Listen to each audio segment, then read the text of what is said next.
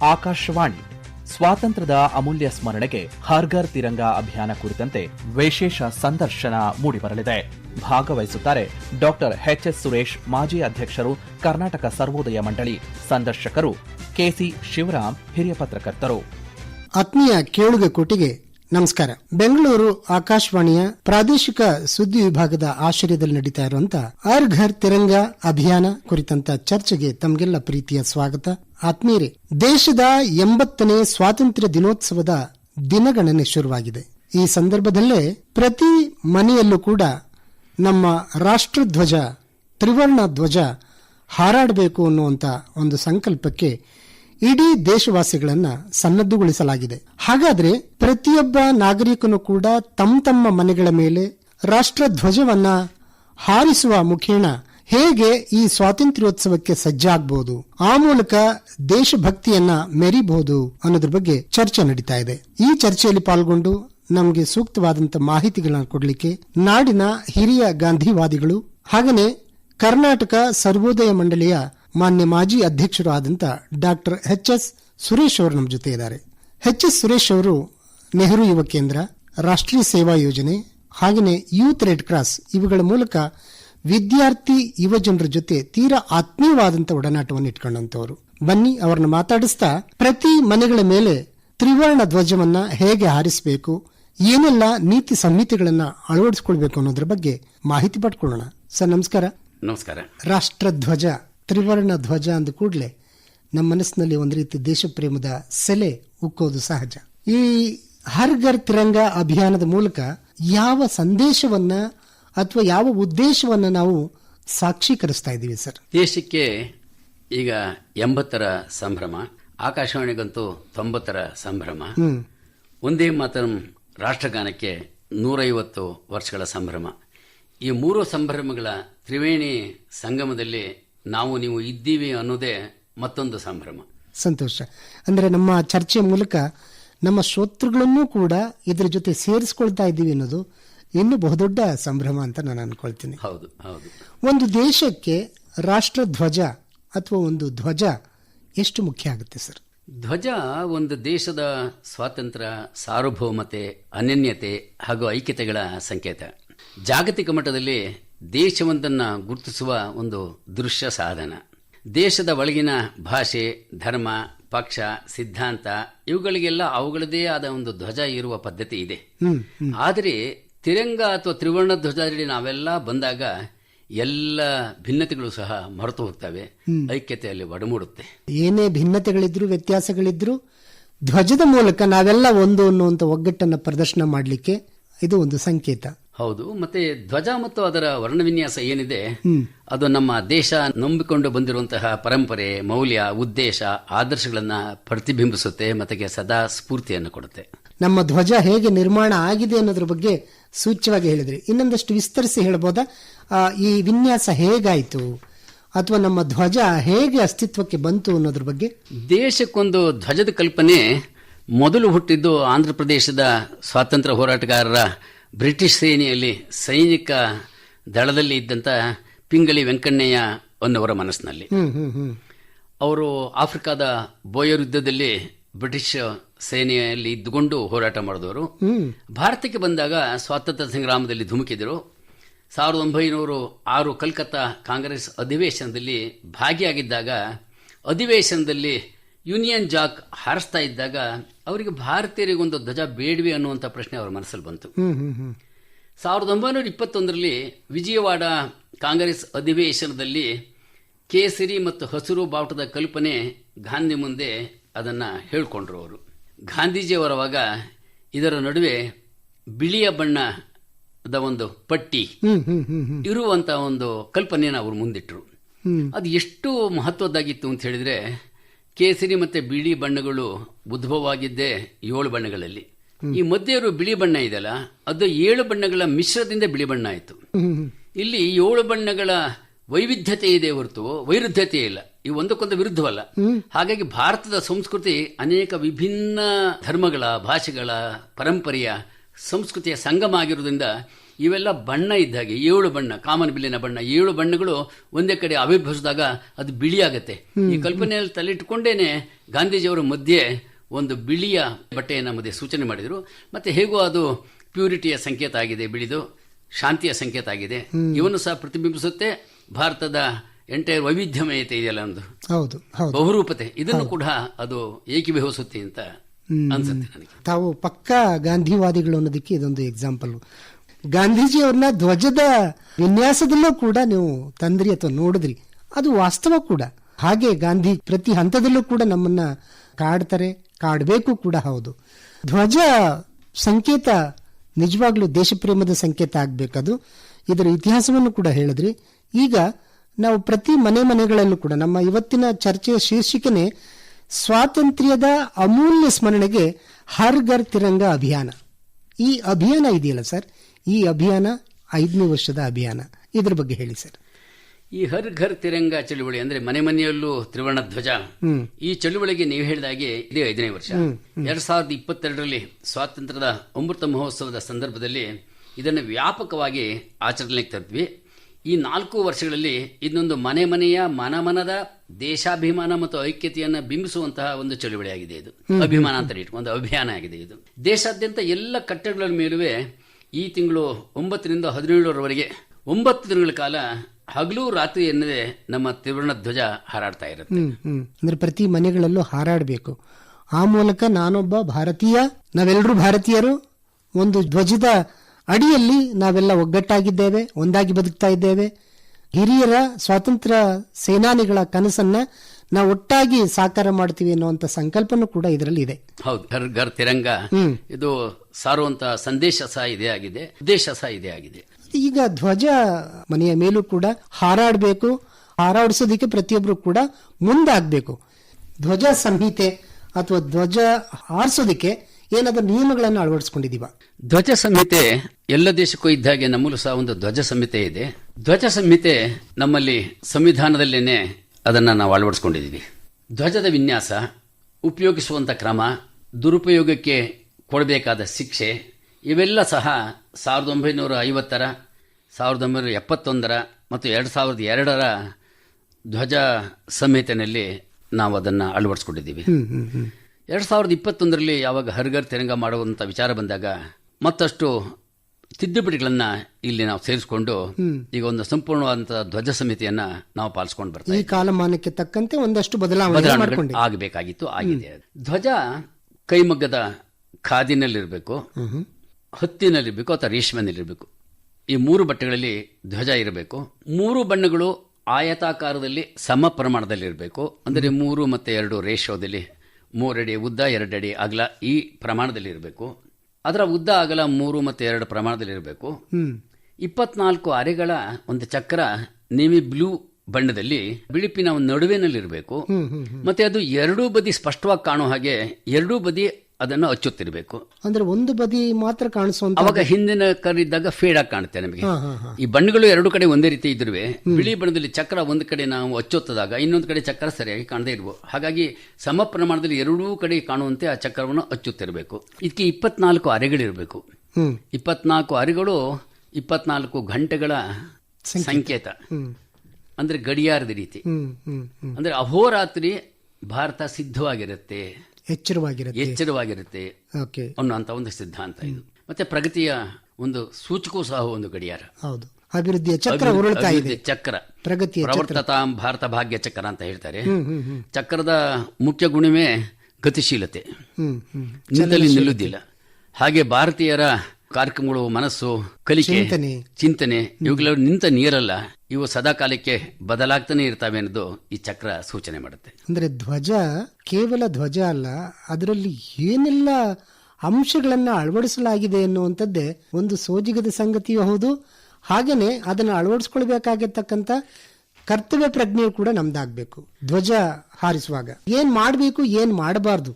ಇನ್ನೊಂದು ಹೇಳಲಿಕ್ಕಿತ್ತು, ಧ್ವಜದ 3 ಬಣ್ಣಗಳು ಏನಿದೆ, ಇದು ನಮ್ಮ ಧ್ವಜದ ಅನನ್ಯತೆ ಅದರ 3 ಬಣ್ಣಗಳಲ್ಲಿದೆ. ಕೇಸರಿ ಶೌರ್ಯ ಮತ್ತು ತ್ಯಾಗದ ಸಂಕೇತ, ಬಿಳಿ ಸತ್ಯ, ಶಾಂತಿ ಮತ್ತು ಸ್ವಚ್ಛತೆ ಸಂಕೇತ, ಹಸಿರು ಸಮೃದ್ಧಿ ದ್ಯೋತಕ, ಸತತ ಬೆಳವಣಿಗೆ, ಸುಸ್ಥಿರ ಬೆಳವಣಿಗೆ ಹಸಿರು ಸೂಚಿಸುತ್ತೆ. ಇದು ಬಣ್ಣಗಳ ವಿನ್ಯಾಸ ಆ ಮಟ್ಟಿಗೆ ಮಾಡ್ಕೊಂಡು ಬಂದಿದ್ದೀವಿ. ಹ್ಮ್ ಹ್ಮ್ ಇನ್ನೊಂದನ್ನು ಗಮನಿಸಿ ನೀವು, ಪ್ರಕೃತಿ ಸಹ ಹೇಗೆ ಇದರ ಮಟ್ಟಿಗೆ ಸಹಕಾರಿಯಾಗಿದೆ ಅಂತ. ಒಂದು ಕೆರೆಯ ಸಮೀಪದಲ್ಲಿ ಅಥವಾ ಸಮುದ್ರದ ಸಮೀಪದಲ್ಲಿ ನೀವು ನಿಂತ್ಕೊಂಡು ನೋಡಿದಾಗ ನಿಮಗೆ ಎದುರುಗಡೆ ಸೂರ್ಯೋದಯ ಸೂರ್ಯಾಸ್ತದ ಸಮಯದಲ್ಲಿ ನಿಮಗೆ ಕೇಸರಿ ವರ್ಣ ಆಕಾಶದಲ್ಲಿರುತ್ತೆ. ಹೌದು. ಸ್ವಲ್ಪ ಕೆಳಗೆ ಬಗ್ಗೆ ನೋಡಿದಾಗ ನೀಲ ಗಗನ, ಹ್ಮ್ ಏನು ಸಮುದ್ರ ಇದೆ ಸಾಮಾನ್ಯಕ್ಕೆ ಬಿಳಿ ವರ್ಣದಲ್ಲಿರುತ್ತೆ, ಅಥವಾ ನೀಲ ವರ್ಣದಲ್ಲಿ ಮೇಲಿನ ಆಕಾಶವನ್ನು ಪ್ರತಿಬಿಂಬಿಸ್ತಾ ಇರುತ್ತೆ. ಹಿಂದೆ ತಿರುಗಿ ನೋಡಿದಾಗ ನಿಮಗೆ ದೇಶದ ಹಚ್ಚ ಹಸಿರಿನ ತೆಂಗಿನ ತೋಟಗಳು, ಗದ್ದೆಗಳು, ಹೊಲಗದ್ದೆಗಳು ಕಾಣ್ತವೆ. ಪ್ರಕೃತಿಯಲ್ಲೇ ಹೇಗೆ ಇದು ವಿನ್ಯಾಸಗೊಂಡಿದೆ ನಮ್ಮ ರಾಷ್ಟ್ರದ ಕಲ್ಪನೆ ಅನ್ನೋದು ಬಹಳಷ್ಟು ಚೆನ್ನಾಗಿ ಕಂಡು. ನಿಜವಾಗ್ಲೂ ಈ ಸಂದರ್ಭದಲ್ಲಿ ವಿನ್ಯಾಸಕಾರರಿಗೆ ಒಂದು ದೊಡ್ಡ ಗೌರವವನ್ನು ಸಲ್ಲಿಸಬೇಕು. ಖಂಡಿತ ಖಂಡಿತ. ಅದೆಲ್ಲದನ್ನು ಮೇಳೈಸಿ ಧ್ವಜವನ್ನ ನಿರ್ಮಾಣ ಮಾಡಿಕೊಟ್ಟಿದ್ದಾರಲ್ಲ. ಧ್ವಜ ಹಾರಿಸುವ ಸಂದರ್ಭದಲ್ಲಿ ವಹಿಸಬೇಕಾದಂತ ಎಚ್ಚರಿಕೆಗಳೇನು ಸರ್? ಈ ಧ್ವಜಗಳನ್ನ ಉಪಯೋಗಿಸ್ಲಿಕ್ಕೆ ಒಂದಿಷ್ಟು ದಿನಗಳಿದ್ದಾವೆ. ನಾವು ಮೊದಲೇ ಹೇಳಿದಾಗೆ ರಾಷ್ಟ್ರೀಯ ಕ್ರೀಡೆ, ಸಾಂಸ್ಕೃತಿಕ ಉತ್ಸವ, ಮೆರವಣಿಗೆ, ಪ್ರಭಾತ್ ಫೇರಿ ಮುಂತಾದ ಸಂದರ್ಭಗಳಲ್ಲಿ ಕಾಗದದ ಧ್ವಜವನ್ನು ಉಪಯೋಗಿಸುವ ಸಹ ಈಗ ತಿದ್ದುಪಡಿ ಮಾಡಿ ಕೊಟ್ಟಿದ್ದಾಗಿದೆ. ಸಾರ್ವಜನಿಕ ಪ್ರದೇಶಗಳಲ್ಲಿ ಕಟ್ಟಡಗಳ ಮೇಲೆ ಸೂರ್ಯೋದಯದಿಂದ ಸೂರ್ಯಾಸ್ತದವರೆಗೆ ಮಾತ್ರ ಧ್ವಜವನ್ನು ಹಾರಾಟ ಮಾಡಬೇಕು. ಧ್ವಜದ ಅಳತೆ 3.2 ಅದೇ ಪ್ರಮಾಣದಲ್ಲಿ ಇರಬೇಕು. ಮತ್ತೆ ಕಾರಿನಲ್ಲಿ ಧ್ವಜವನ್ನು ಉಪಯೋಗಿಸುವಾಗ ಅದನ್ನ ಡ್ಯಾಶ್ ಬೋರ್ಡ್ ಮೇಲೆ ಅಥವಾ ಮುಂದಿನ ವಿಂಡ್ ಸ್ಕ್ರೀನ್ ಮೇಲೆ ಅದನ್ನ ತೋರಿಸಬೇಕೇ ಹೊರತು ಕಾಲಿನ ಎಡಕ್ಕೆ ಬಲಕ್ಕೆ ಅದನ್ನ ಹಾಕೋದಲ್ಲ, ಕಟ್ಕೊಳ್ಳಂಗಿಲ್ಲ. ಮತ್ತೆ ಧ್ವಜ ಎಲ್ಲೇ ಹಾಕಿದಾಗಲೂ ಸಹ ಅದು ಬಲಭಾಗದಲ್ಲಿರಬೇಕು. ವೇದಿಕೆ ಇದ್ರೆ ವೇದಿಕೆಯ ಬಲಭಾಗದಲ್ಲಿರಬೇಕು. ಬೇರೆ ಧ್ವಜಗಳಿದ್ದರೆ ಅದರ ಎಡಭಾಗಕ್ಕೆ ಬರ್ತವೆ. ಬೇರೆ ಧ್ವಜಗಳು ಈಗ ನಾವು ಧ್ವಜವನ್ನ ಮೇಲೆ ಕಟ್ಟಿದಾಗ ಅದ್ರ ಜೊತೆ ಹೂವು, ಹಾರ ಮುಂತಾದವುಗಳನ್ನ ಹಾಕೋ ಹಾಗಿಲ್ಲ. ಧ್ವಜದ ಮೇಲೆ ಬೇರೆ ಯಾವುದೇ ಒಂದು ಅಕ್ಷರವನ್ನ ಬರೆಯೋ ಹಾಗಿಲ್ಲ. ಆ ಧ್ವಜ ಹೇಗಿದೆ ಹಾಗೇ ಇರಬೇಕು. ಧ್ವಜ ನೆಲಕ್ಕೆ ನೀರಿಗೆ ಮುಟ್ಟುವಂತೆ ಇರಬಾರ್ದು.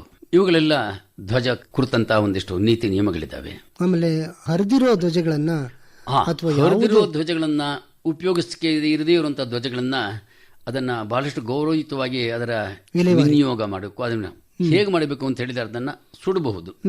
ಬೇರೆ ಯಾವುದೇ ರೀತಿಯಲ್ಲಿ ಕಸದ ಬುಟ್ಟಿಗೆ ಹಾಕುವಂತ ಕೆಲಸಗಳನ್ನ ಮಾಡಬಾರ್ದು. ಜನಗಳ ಕಾಲಿಗೆ ಸಿಗಬಾರ್ದು. ಅದನ್ನ ಅಕಸ್ಮಾತ್ ಸಾರ್ವಜನಿಕ ಸಂಭ್ರಮದಲ್ಲಿ ಇದನ್ನು ಉಪಯೋಗಿಸಿದ್ರೂ ಸಹ ಅದನ್ನ ಒಟ್ಟಿಗೆ ಸಂಗ್ರಹಿಸಿ ಅದನ್ನ ಸೂಕ್ತ ರೀತಿಯಲ್ಲಿ ಗೌರವಯುತವಾಗಿ ಅದರ ವಿನಿಯೋಗ ಆಗಬೇಕು ಅನ್ನುವಂಥದ್ದು ಧ್ವಜ ಸಂಹಿತೆಯಲ್ಲಿ ಬರುತ್ತೆ. ಅಂದ್ರೆ ಒಂದು ಸಾರಿ ನಾವು ಮನೆಗಳ ಮೇಲೆ ಧ್ವಜವನ್ನ ಹಾರಿಸ್ಬಿಟ್ರೆ ಮುಗೀತು ಅನ್ನುವಂಥದ್ದಲ್ಲ, 9 ದಿನಗಳ ಕಾಲ ಮುಗಿದೋಯ್ತು ಅನ್ನುವಂಥದ್ದಲ್ಲ. ಬೆಳಿಗ್ಗೆ ಹಾರಿಸಿ ಸಂಜೆ ಅದನ್ನ ತೆಗೆದಿಡಬೇಕು. ಹೌದಾ ಸರ್? ಹೌದು. ನೀತಿ ಸಂಹಿತೆ ಪ್ರಕಾರ ಧ್ವಜವನ್ನ ಮುಡಿಚುವಾಗ್ಲೂ ಸಹ ಒಂದು ವಿನ್ಯಾಸ ಇದೆ. ಧ್ವಜವನ್ನ ಹೇಗೋ ತಗೊಂಡು ಮುಡಿಚಿ ಕೈ ಮೇಲೆ ಇಟ್ಕೊಂಡು ಹೋಗೋದಲ್ಲ. ಮೊದಲು ಅದನ್ನ ಹರಡಿಬಿಟ್ಟು ಎರಡೂ ಭಾಗದ ಬಣ್ಣಗಳಿರ್ತಲ್ಲ, ಕೇಸರಿ ಮತ್ತೆ ಈ ಕಡೆ ಹಸಿರು, ಇದನ್ನು ಮೊದಲು ಮಡಚಬೇಕು. ಆ ಮಡಿಕೆ ಬಿಳಿಯ ಕೆಳಭಾಗದಲ್ಲಿ ಬರಬೇಕು. ನಂತರ ಮೇಲಿಂದ ಕೆಳಗಡೆ ಮತ್ತೆ ಅದನ್ನ ಅಡ್ಡವಾಗಿ ಮಡಚ್ತಾ ಹೋಗಬೇಕು. ನೀವು ಮಡಚಿ ಇಟ್ಕೊಂಡಾಗ ಅದು ಯಾವಾಗ ಚೌಕಾಕಾರವಾಗಿ ಕಾಣುತ್ತೆ ಅದರ ಮೇಲ್ಭಾಗದಲ್ಲಿ ನಿಮಗೆ ಅಶೋಕನ ಚಕ್ರ ಏನಿದೆ ಆ ಚಕ್ರ ಕಾಣಬೇಕು. ಈ ರೀತಿ ಅದನ್ನ ಧ್ವಜವನ್ನ ಮುಡಚುವಂತ ಕ್ರಮ, ಮುಡಚಕ್ಕೂ ಸಹ ಒಂದು ಕ್ರಮ ಇದೆ.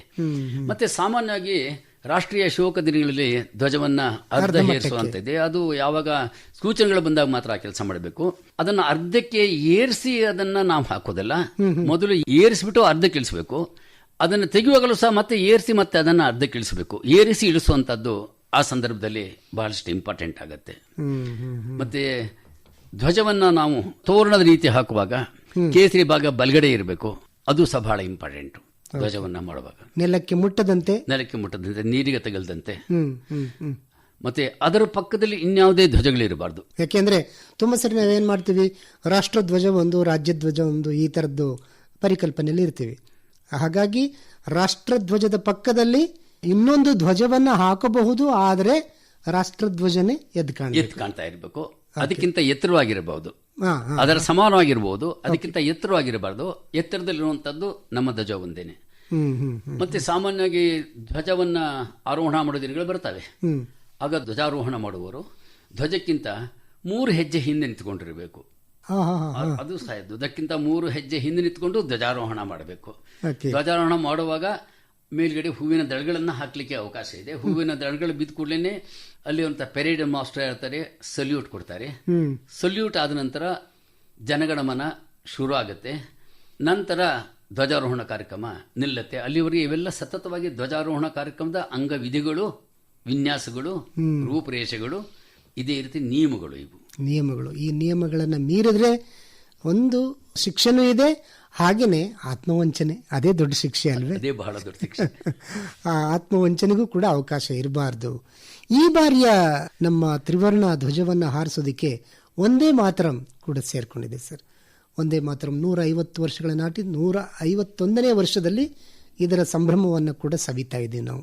ಈ ಅಭಿಯಾನದಲ್ಲಿ ಒಂದೇ ಮಾತರಂ ಕೂಡ ಸೇರ್ಕೊಂಡಿದೆ. ಅದು ನಮ್ಮ ದೇಶ ಪ್ರೇಮವನ್ನು ಮತ್ತಷ್ಟು ಇಮ್ಮಡಿಗೊಳಿಸಿದೆ ಅಂತ ನಾನು ಭಾವಿಸ್ಕೊಳ್ತೀನಿ. ಧ್ವಜವನ್ನು ಸುಮಾರು ಕಡೆ ನಾವು ನೋಡಿ ಸಂಭ್ರಮಿಸಿರುವಂಥ ಕ್ಷಣಗಳು ಹೌದು ಇದ್ದಾವೆ. ಅಲ್ಲೆಲ್ಲೋ ಒಂದು ಕಡೆ ಎತ್ತರದ ಎವರೆಸ್ಟ್ ಶಿಖರದ ಮೇಲೆ ಒಬ್ಬ ಪರ್ವತಾರೋಹಿ ಹಾರಿಸ್ತಾರೆ.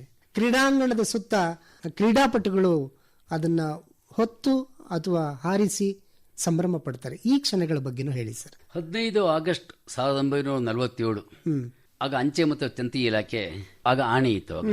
3 ಆಣೆಯ ಸ್ಟಾಂಪಿನ ಮೇಲೆ ಜಾರ್ಜರ ಚಿತ್ರದ ಬದಲಾಗಿ ಭಾರತದ ತ್ರಿರಂಗ ಏನು ಅವಾಗ ಪ್ರಿಂಟ್ ಆಯ್ತು, ಅದು ಬಹಳ ಮಹೋನ್ನತವಂತ, ಬಹಳಷ್ಟು ಸಂಭ್ರಮ ಪಡುವಂತ ಒಂದು ಘಳಿಗೆ. ಆ ಬದಲಾವಣೆ ಅಖಂಡ ಭಾರತ ಅಲ್ಲಿವರೆಗೆ ಬರೀ ಜಾರ್ಜ್ ಇತ್ತು. ನಮ್ಮ ನಾಣ್ಯಗಳ ಮೇಲೆ ಜಾರ್ಜ್ ಅಥವಾ ವಿಕ್ಟೋರಿಯಾ ರಾಣಿ ಇರ್ತಾ ಇದ್ರು.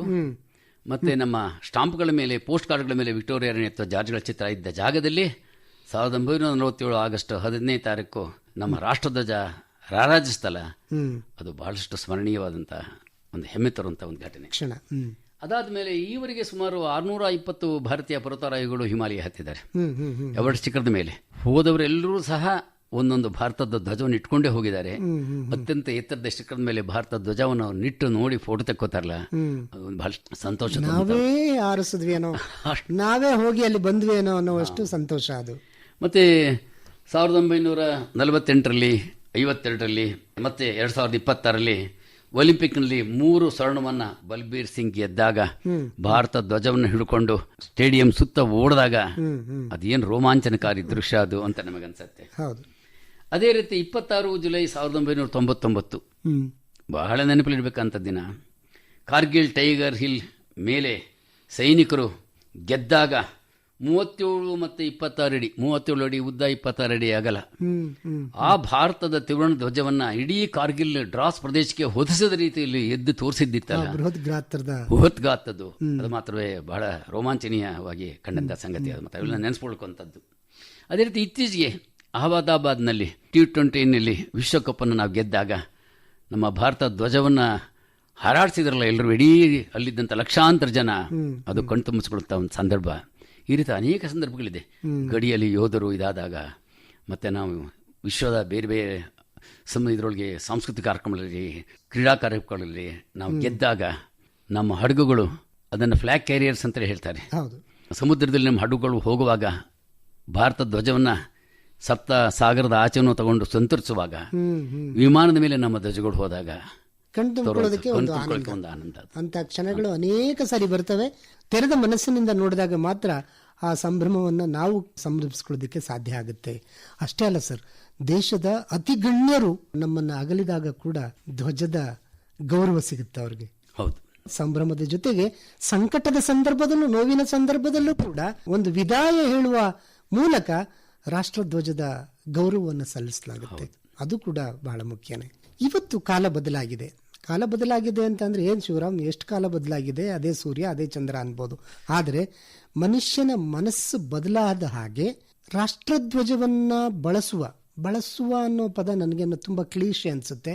ಅದಕ್ಕೆ ಸಿಗಬೇಕಾಗಿರ್ತಕ್ಕಂಥ ಗೌರವದ ಕೊರತೆ ಕೂಡ ಎದ್ದು ಕಾಣಿಸ್ತಿದ್ಯಾ ಅನ್ಸುತ್ತೆ. ಇಲ್ಲ, ನಮ್ಮ ಶಾಲಾ ಕಾಲೇಜುಗಳಲ್ಲಿ ಮತ್ತು ಸಾರ್ವಜನಿಕ ಜೀವನದಲ್ಲಿ ನೀವು ಹೇಳಿದಾಗೆ ನಮ್ಮ ಲಾಂಛನಗಳಿಗೆ, ರಾಷ್ಟ್ರ ಲಾಂಛನಗಳಿಗೆ, ರಾಷ್ಟ್ರಗೀತೆಗಳಿಗೆ, ರಾಷ್ಟ್ರಗಾನಗಳಿಗೆ ಕೊಡಬೇಕಾದ ರೀತಿಯಲ್ಲಿ ನಾವು ಗೌರವವನ್ನು ಕೊಡ್ತಾ ಇಲ್ಲ ಅಂತ ಅಲ್ಲಲ್ಲಿ ನಮಗೆ ದೂರುಗಳು ಬರ್ತಾ ಇದ್ದಾವೆ. ಇದರ ಹೊಣೆಗಾರಿಕೆ ನಾವೆಲ್ಲರೂ ಸಹ ಹೊರಬೇಕಾಗುತ್ತೆ. ಈಗ ನಮ್ಮ ಇತಿಹಾಸದ ಸಂಸ್ಕೃತಿ, ಸಭ್ಯತೆ, ಪರಂಪರೆ ಕುರಿತು ನಾವು ನಮ್ಮ ಮಕ್ಕಳಿಗೆ ಹೇಳಬೇಕಾಗತ್ತೆ. ಅದನ್ನು ಪದೇ ಪದೇ ನಾವು ಜ್ಞಾಪಕ ಮಾಡ್ಕೊತಾನೆ ಇರಬೇಕಂತ ಹೇಳ್ತಾನೇ ಇರಬೇಕಾಗತ್ತೆ ಮಕ್ಕಳಿಗೆ. 1757ರ ಪ್ಲಾಸ್ಟಿಕ್ ಅದರಿಂದ 1947ರ ಸ್ವಾತಂತ್ರ್ಯ ಸಿಗುವವರೆಗಿನ 190 ವರ್ಷಗಳ ಇತಿಹಾಸ ಇದೆಯಲ್ಲ, ಸ್ವಾತಂತ್ರ್ಯ ಸುಮ್ಮನೆ ದಕ್ಕಿದಲ್ಲ. ಯಾರು ಬೆಳ್ಳಿ ತಟ್ಟಲ್ಲಿ ನಮಗೆ ಕೊಡಲಿಲ್ಲ. ಇದಕ್ಕೆ ಅಪಾರ ಜನಗಳ ರಕ್ತದಾನ ಇದೆ, ಹೋರಾಟ ಮಾಡಿದ್ದಾರೆ, ಜೈಲುಗಳಿಗೆ ಹೋಗಿದ್ದಾರೆ. ಆಸ್ತಿ ಪಾಸ್ತಿ ಇದು ಕಳ್ಕೊಂಡಿದ್ದಾರೆ, ಸುಲಭದಲ್ಲಿ ದಕ್ಕಿದ್ದಲ್ಲ ಅನ್ನುವಂಥದ್ದು, ಕುಟುಂಬದ ಸದಸ್ಯರನ್ನ ಕಳ್ಕೊಂಡಿದ್ದಾರೆ. ಅದೆಲ್ಲ ನಮ್ಮ ಮಕ್ಕಳಿಗೆ ಗೊತ್ತಾಗಬೇಕು. ನಾವೆಲ್ಲರೂ ಸ್ವಾತಂತ್ರ್ಯ ಫಲಾನುಭವಿಗಳು ಹೊರತು ಸ್ವಾತಂತ್ರ್ಯಕ್ಕಾಗಿ ಹೋರಾಡ್ದಾರಲ್ಲ. ನಾವೆಲ್ಲ ಆಲ್ಮೋಸ್ಟ್ 47 ನಂತರ ಹುಟ್ಟಿದವರು ಎಲ್ಲ ಮಕ್ಕಳು ಸಹ ನಾವು ಅದರ ಫಲಾನುಭವಿಗಳು ಹೊರತು ಅದಕ್ಕಾಗಿ ಏನೂ ಸಹ ಮಾಡಿಲ್ಲ. ನಾವು ಆ ಮಾಡಿದವರ ತ್ಯಾಗನಾರವೇ ನಾವು ಮರಿಬಾರ್ದು. ಅದು ಬಹಳ ಇಂಪಾರ್ಟೆಂಟು. ಮಕ್ಕಳಿಗೆ ಅದನ್ನು ಹೇಳ್ತಾನೆ ಇದ್ದಾಗ ಬಹುಶಃ ಅವರಿಗೆ ಅನ್ಸುತ್ತೆ. ಮತ್ತೆ ಕರ್ನಾಟಕದಲ್ಲಿ ನಿಮಗೆ ಗೊತ್ತಿರೋಂಗೆ ಈಸೂರು ಸ್ವಾತಂತ್ರ್ಯ ಪೂರ್ವದಲ್ಲಿ ಹೋರಾಟ ಮಾಡಿದಂತಹದ್ದು. ಈಸೂರು ಇರ್ಬೋದು, ವಿದರಾಶ್ವತ್ಥ ಇರ್ಬೋದು, ಶಿವಪುರ ಇರ್ಬೋದು, ಅಂಕೋಲಾದಲ್ಲಿ 40,000 ಜನ ಸೇರಿದಂಥ ಉಪ್ಪಿನ ಸತ್ಯಾಗ್ರಹ ಇದಿರ್ಬೋದು. ಇವುಗಳನ್ನೆಲ್ಲ ಕುರಿತು ನಮ್ಮಲ್ಲೇ ಆದ ಘಟನೆಗಳ ಕುರಿತು ನಾವು ನಮ್ಮ ಮಕ್ಕಳಿಗೆ ಅದನ್ನು ಹೇಳಬೇಕು. ಮತ್ತು ಅಂಥ ಜಾಗಗಳಿಗೆ ಮಕ್ಕಳನ್ನ ಕರ್ಕೊಂಡೋಗ್ಬಿಟ್ಟು ಅಲ್ಲಿರುವಂತಹ ಮ್ಯೂಸಿಯಂಗಳಲ್ಲಿ ಆ ಸ್ಥಳ ಇದ್ದಲ್ಲಿ ಸ್ಥಳ ಮಹತ್ವನೇ ಬಹಳ ಇಂಪಾರ್ಟೆಂಟ್ ಆಗಿ ಮಕ್ಕಳ ಪರಿಣಾಮ ಮುಟ್ಟಿಸಬೇಕು. ಖಂಡಿತ ಖಂಡಿತ ಆ ಜಾಗಕ್ಕೆ ಕರ್ಕೊಂಡೋಗಿ ಗಾಂಧಿ ನಡೆದಾಡಿದ್ರು, ಸ್ವಾತಂತ್ರ್ಯ ಹೋರಾಟಕ್ಕೆ ನಡೆದಾಡಿದ್ರು. ಇವರು ಅಲ್ಲಿ ಗುಂಡು ಹೊಡ್ಕೊಂಡು ಬಿದ್ದರು, ಇವರಲ್ಲಿ ರಕ್ತವಾಗಿತ್ತು ಅವರದ್ದು ಅನ್ನೋಂಥದ್ದು. ವಿದರಾಶ್ವತ್ಥಕ್ಕೆ ನೀವು ಹೋದ್ರು ಸಹ ಮರಗಳನ್ನು ತೋರಿಸ್ತಾರೆ ನೋಡಿ, ಅಲ್ಲೊಂದು ಗುಂಡು ಬಿದ್ದಿದೆ, ಇಲ್ಲೊಂದು ಗುಂಡು ಬಿದ್ದಿದೆ ಅಂತ. ಮರಗಳು ಇನ್ನೂ ಮೂಕ ಸಾಕ್ಷಿಯಾಗಿ ನಿಂತಿದ್ದಾವೆ. ಗುಂಡು ಹೊಡೆಸ್ಕೊಂಡು ಮರಗಳು ಇವತ್ತು ನಿಂತಿದ್ದಾವೆ. ಅಲ್ಲೊಂದು ಉತ್ತಮವಾದಂಥ ಒಂದು ವಸ್ತು ಪ್ರದರ್ಶನ, ಅಲ್ಲಿ ಸ್ವಾತಂತ್ರ್ಯದ ಸಂಗ್ರಾಮದ ಸಂಪೂರ್ಣ ಚಿತ್ರಗಳಿದೆ. ವಿದರಾಶ್ವತ್ಥೇ ಮಹಾ ದೊಡ್ಡ, ಅದನ್ನೇ ಜಲಿಯನ್ ಬಾಗ್ ಹತ್ಯಾಕಾಂಡ ಅಂತ ಹೇಳ್ತಾರೆ. ಕರ್ನಾಟಕದ ವಾಲಾಬಾಗ್ ಹತ್ಯಾಕಾಂಡ ಅಂತ ದೂರವೂ ಇಲ್ಲ ನಮಗೆ. ಅಲ್ಲಿ ಕರ್ಕೊಂಡೋಗ್ಬಿಟ್ಟು ವಿದರಾಶ್ವತ್ಥದ ಅದನ್ನು ತೋರಿಸೋದಿದೆಯಲ್ಲ ಸಂಗ್ರಹಾಲಯನ, ಅದು ಮಕ್ಕಳಲ್ಲಿ ಎಷ್ಟೋ ಒಂದು ರೀತಿಯ ಅರಿವು ಮೂಡುತ್ತೆ, ಬದಲಾವಣೆ ಇರುತ್ತೆ, ಮನಸ್ಥಿತಿನೂ ಚೇಂಜ್ ಆಗುತ್ತೆ ಅವರಿಗೆ. ಯಾರು ಮಾಡಬೇಕು ಸರಿ ಅರಿವು ಮೂಡಿಸೋ ಕೆಲಸನ? ಈಗ ಶಾಲಾ ಕಾಲೇಜುಗಳು ಒಂದು ಮಾರ್ಕ್ಸ್ ಕಾರ್ಡ್ಗೋಸ್ಕರ ಮಕ್ಕಳನ್ನ ಟಾರ್ಗೆಟ್ ಮಾಡ್ತಾರೆ. ಅಪ್ಪ ಅಮ್ಮದಿರು ಕೂಡ 100% ರಿಸಲ್ಟ್ ಬರಬೇಕು ಅಂತ ಹೇಳಿ ಅವ್ರ ಮೇಲೆ ಒತ್ತಡ ಇರುತ್ತೆ. ಈ ಯುವಜನ ಮತ್ತು ಮಕ್ಕಳಿಗೆ ಅರಿವು ಮೂಡಿಸುವಂತ ಕೆಲಸನ ಯಾರು ಮಾಡಬೇಕು? ಎಲ್ಲಕ್ಕಿಂತ ಹೆಚ್ಚಾಗಿ ನಾವು ಹಿರಿಯರು, ರಾಜಕಾರಣಿಗಳು, ಸಾಹಿತಿಗಳು, ಕಲಾವಿದರು ಉದಾಹರಣೆ ಆಗಬೇಕು.